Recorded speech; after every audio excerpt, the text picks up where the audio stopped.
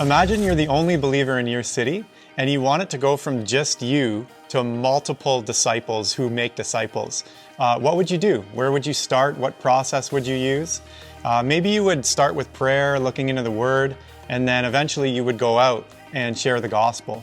And then when the first disciples made, what would you do? You would walk along the disciple, and then there'd be gatherings, and hopefully a leader that's risen up, and then that leader goes on and starts the process elsewhere. So in Mark chapter 4, verses 26 to 29, we can see this pattern.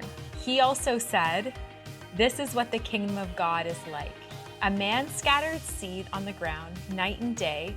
Whether he sleeps or gets up, the seed sprouts and grows, though he does not know how. All by itself, the soil produces grain, first the stalk, then the head, then the full kernel in the head. As soon as the grain is ripe, he puts the sickle to it, because the harvest has come." So here's a tool that we use called the 4 fields. We can see that a farmer enters a new field, an empty field. That farmer then scatters seed broadly around the field, and some of those seed take root. And after the harvest has come, the farmer gathers the crop. And then for the next planting, he will take seeds from that crop and restart the process all over again. And this is an analogy to say how it works for multiplication with disciples. So just like the farmer enters into the field, the disciple will enter into the field. And just like the farmer plants seeds liberally, the disciple is going to go into the harvest and plant seeds liberally, the seed of the gospel. And just like the farmer then will wait, maybe water it, and wait for the crop. Some seed will take root, some won't.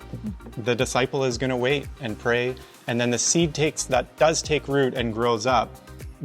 Just like the farmer then will tend to it, the disciple is going to tend to the new disciples. And just like the farmer takes the sickle to it, cuts down the crop, the disciple is going to gather the disciples, and that is what we know as church. And then eventually, just like the seeds were kept and the process is restarted, that's what happens with discipleship, is that some leaders are raised up and they're sent. And there's a title for each one of these fields. So when the farmer enters in, that's called go. And then the planting of the seeds is gospel. And discipleship, or grow. And then gather. And leaders that are raised up, guide. Or guides. I actually have a story in my own journey, as I'm sure you do. When I was seeing this come to life, I heard about this 4 fields. And so a group of us moved into a new neighborhood. So think go. It was an area that we had no idea what was there. So we just moved in. From scratch and just prayed. We didn't know anybody, but we just moved in and prayed, and we believed that God wanted to do something there. Then we started to go out into this neighborhood, and we would pray for people, and we would share the gospel with them. And then some of those people would start to follow Jesus and follow us as we followed Jesus. And they would start to grow. And then they would start to gather in homes, actually, in this apartment complex. And then even out of that experience, we got to see someone who you're actually going to be able to hear his story later. His name's Ron. Next episode. Yeah, where he became a guide out of our gathering.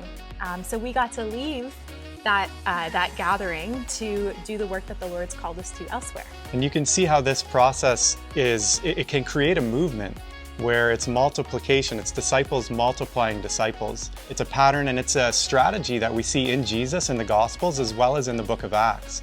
And if you were curious to go and see one spot where you see all the 4 fields at play, you can check out the book of Acts chapter 14. So the 4 fields is kind of like a toolbox that has 5 different compartments. And, could you imagine the movement we could see if people were equipped in each one of these compartments? What it would lead to is multiplication of disciples multiplying disciples across the world. As we go through the rest of this series, we're going to learn some very simple, reproducible tools that we'll be able to plug into these different fields. And just last episode, we learned about the 15-second testimony and the 3 circles. So, Greg, do you think it's go, gospel, grow, or gather?